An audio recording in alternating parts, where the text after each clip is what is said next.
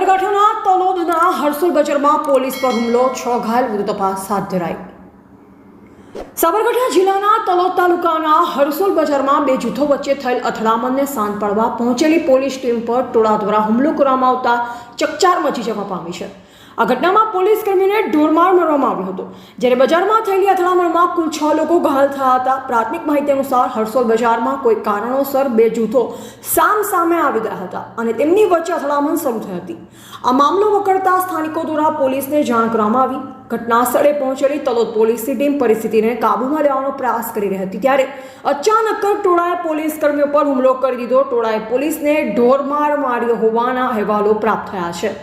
અથડામણ અને પોલીસ પરના હુમલામાં કુલ 6 લોકો ઘાયલ થયા હતા, જે પૈકી 2 વ્યક્તિઓને વધુ ઈજા થતાં તેમને વધુ સારવાર અર્થે હિંમતનગર ખાતે ખસેડવામાં આવ્યા છે. ઘટના બાદ તલોદ પોલીસ આ મામલે વધુ તપાસ હાથ ધરી છે. પોલીસ પર હુમલો કરનારા અને અથડામણમાં સંડોવાયેલ લોકો વિરુદ્ધ કાયદેસરની કાર્યવાહી હાથ ધરવામાં આવશે તેમ જાણવા મળ્યું છે. આ ઘટનાના પગલે હરસોલ બજારમાં તંગદિલીનો માહોલ જોવા મળી રહ્યો છે અને પોલીસે પરિસ્થિતિ વધુ ન વકરે તે માટે બંદોબસ્ત ગોઠવી દીધો છે.